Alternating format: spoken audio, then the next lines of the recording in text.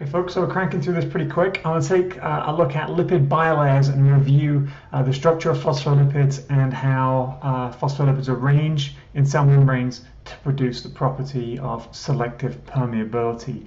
So let's just review phospholipid structures. Remember that membrane lipids are said to be amphipathic. So phospholipids are amphipathic. That means they have a hydrophobic region and a hydrophilic region.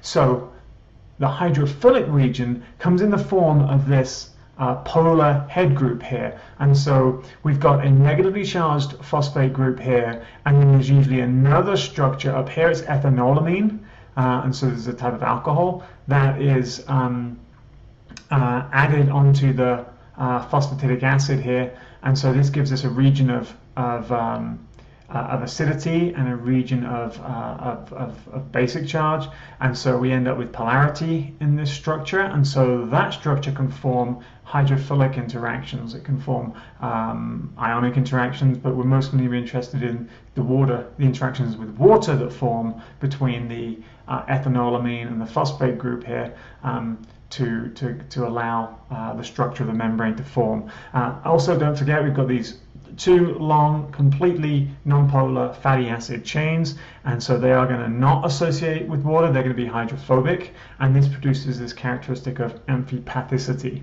So when you put amphipathic molecules in an aqueous solution, they can form both hydrophobic interactions as well as hydrophilic interactions. So the hydrophilic interactions come between the interaction of the polar head groups with the aqueous cytoplasm, or between the polar head groups and the aqueous extracellular fluid, and then the hydrophobic interactions form between the fatty acid tails, and so those act as oils, and they can hydrogen bond with water, so they associate with one another, they repel water, and what that gives us is the lipid bilayer that we see here. Now remember, this isn't a biological membrane at this point. A biological membrane is going to have a lot of proteins. There's going to be glycolipids involved. There'll be other lipids such as cholesterol involved if we're looking at animal cells, and so this is just the basic structure of a lipid bilayer. But we start to get into the idea again of structure and function. So this structure has a very specific function, and the function arises out of this type of structure. So the membrane is said to be selectively permeable. So let's take a look at selective permeability. Now, because of the hydrophobic interior of the membrane, that is this core of fatty acids. Now, if we think about the membrane as being about 8 nanometers in width, then the majority of the diameter or the width of the membrane is composed of hydrophobic core. So the hydrophobic core means that the membrane is highly permeable, or readily permeable, to nonpolar molecules. So molecules like oxygen and carbon dioxide over here on the right, they're going to be able to freely diffuse down a concentration gradient. So small nonpolar molecules such as oxygen and carbon dioxide are going to diffuse very rapidly down that membrane. But if we start looking at polar molecules such as water and ethanol, and go all the way up to charged species such as ions, the water and the ethanol are not particularly permeable in terms of passage across the membrane. Now, they will move, so don't get me wrong. Osmosis, the movement of water by passive diffusion down a gradient of free water, will happen. It won't happen particularly quickly, but it will happen. And so water and ethanol, yeah, they will move across membranes. I mean, this is one of the things, this is why one of the ways that alcohol moves around your body so quickly, is because it can diffuse across membranes to some extent.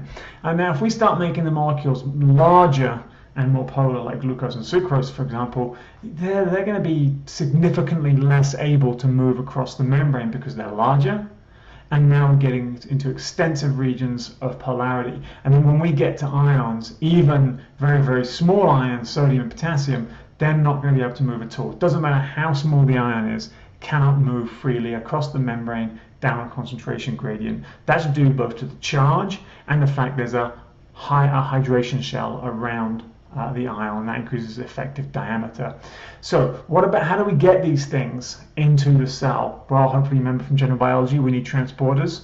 and we need channels and those kinds of things. Even if we want to move water into the cell or out of the cell quickly, we use a special channel called an aquaporin. So if we want to move some of these molecules quickly across the membrane, or these ones at all across the membrane, then they've got to be moved using facilitated diffusion or a pump if we're going to go up a gradient. Hopefully those things are familiar from general biology. So is what we end up with is the function of the membrane being selectively permeable due to two things. First of all, the hydrophobic core will not let charged and large polar molecules move, but it will let small non-charged non-polar molecules move relatively freely. So there's that aspect of selective permeability that comes from the fatty acid tails of the phospholipids that we see. The second aspect of selective permeability that people often overlook is that different membranes have different abundances of transporters and channels. There are some cells which don't have certain sets of transporters and channels, so their membranes aren't permeable to certain things, whereas another cell will have a completely different set of transporters and channels and will now be completely permeable to the things moved by those channels. So there are many, at least two main aspects to selective permeability. That's all I want to talk about here. Again, this is just one of those really, really important concepts from general biology, from the cell biology piece, that it's really, really important to grasp at a very fundamental level. Think about the structure-function relationship. So the structure, how do we get the structure of the lipid bilayer? What is the structure of the plasma membrane and other membranes in cells, thinking about the transporters and the channels and that kind of thing? And how then do we get this function of selective permeability that emerges from the bilayer with a hydrophobic core and discrete collections of transporters and channels, which are determined by the genome and by the differential expression of genes in the genome to give each cell type unique proteomes. Okay, so that's it. When we come back, we'll start looking at some macromolecules again, just by way of review. I'll see you next time.